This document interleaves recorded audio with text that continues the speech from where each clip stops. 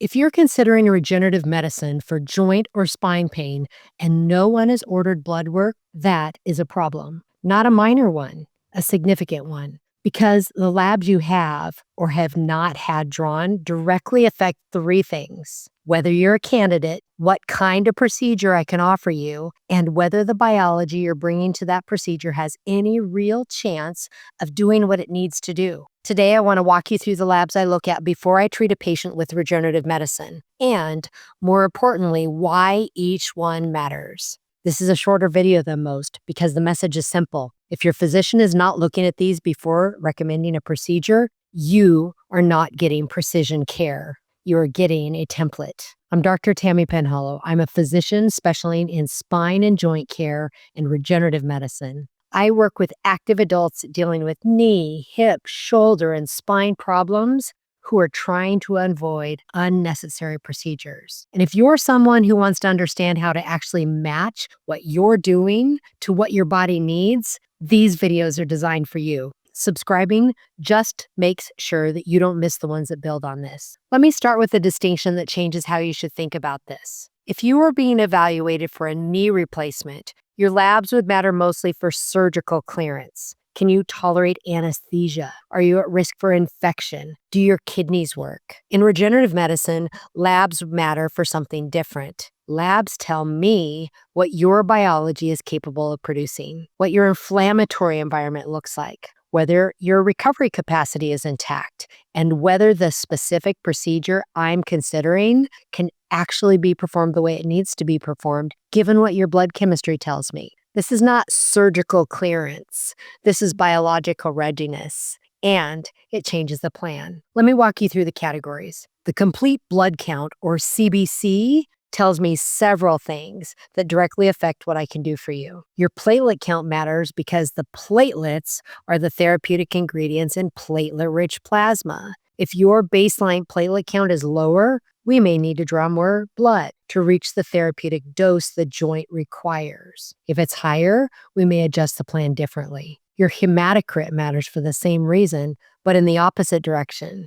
If your hematocrit is elevated, which happens in patients on testosterone replacement therapy, in athletes at altitude, and a number of clinical situations, that means your blood has proportionally less plasma. Less plasma means less volume for the platelet-rich plasma. Sometimes we adjust the procedure. Sometimes we recommend a therapeutic phlebotomy at a blood donation center before proceeding to bring the numbers into a more workable range. Your white blood cell count and differential matter because active infection, systemic or local, is an absolute contraindication to any regenerative procedure. If your CBC shows something is happening, we address that first, not later. The CBC also gives me baseline hemoglobin and hematocrit values that I want to know before we draw any significant volume of blood or bone marrow from you. Next is the Comprehensive Metabolic Panel, or CMP. It tells me what your kidney function, your liver function, your electrolyte balance, and important markers of your metabolic and nutritional status. Kidney and liver function matters because these are the organs that process and clear virtually everything happening in your body, including the recovery processes we're asking your body to mount after the procedure. Your total protein and albumin levels tell me about your nutritional adequacy. Tissue repair requires substrate. Patients with poor protein status heal poorly, regardless of how good the procedure was. Your glucose gives me a first look at your metabolic function. If that's elevated, we go deeper.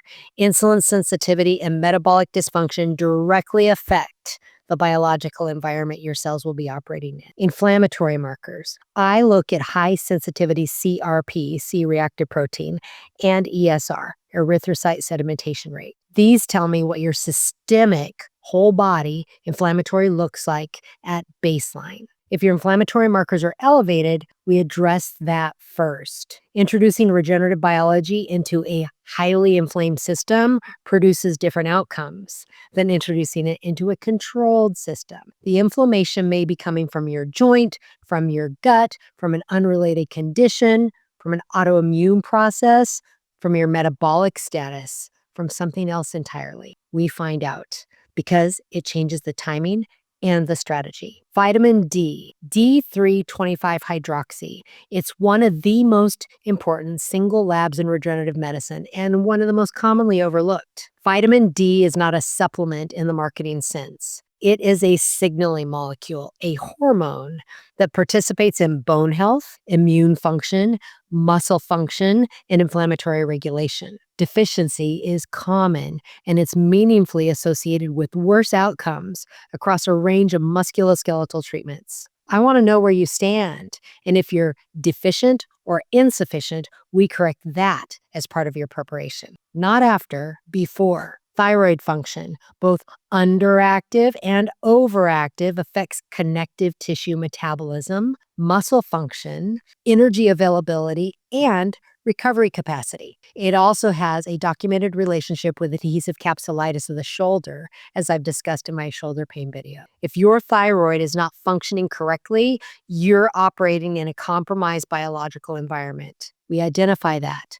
We coordinate with your primary physician or endocrinologist, and we make sure your thyroid status is optimized before we ask your biology to perform. Hormonal status matters, particularly for women in perimenopause and postmenopause, and for men across the adult lifespan. The musculoskeletal syndrome of menopause is real and increasingly recognized. Estrogen has direct effects on tendon, ligament, cartilage, and connective tissue maintenance. Patients in this hormonal transition are operating in a different biological environment than they were even a few years earlier. For men, testosterone, cortisol, and thyroid affect tissue repair capacity, muscle mass, recovery, and metabolic function. If your hormonal status is suboptimal and it's contributing to your symptoms or your recovery capacity, we identify that and we work with the right specialist to address it before we treat. I want to be clear about something before I close. I do not have a lab template that gets applied to every patient in the same way.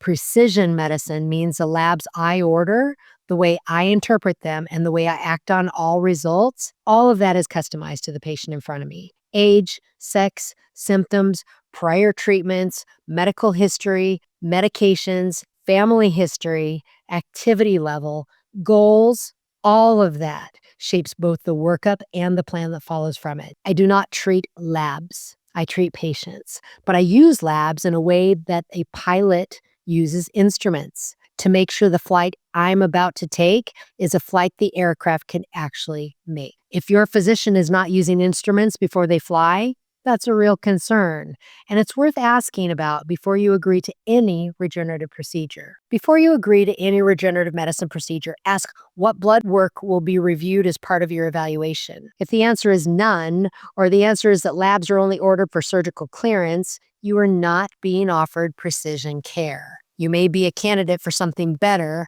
than what you're being offered. The workup is not a formality. It's part of the treatment, and when done well, it changes outcomes. If your labs are reviewed thoughtfully as part of your evaluation, your treatment is calibrated to your actual biology. Your candidacy for the specific procedure being considered is confirmed. Your baseline inflammation, metabolic function, hormonal status, and nutritional adequacy are addressed before biology is asked to perform. Your outcome reflects a plan built for you, not a template applied to you. If your labs are skipped or minimized, you may proceed with a procedure that your baseline biology was never going to fully support. Undiagnosed metabolic dysfunction, inflammation, hormonal insufficiency, or nutritional deficits can limit the ceiling of what your treatment can achieve. Your outcome reflects the biological environment that is left unaddressed, not the procedure itself.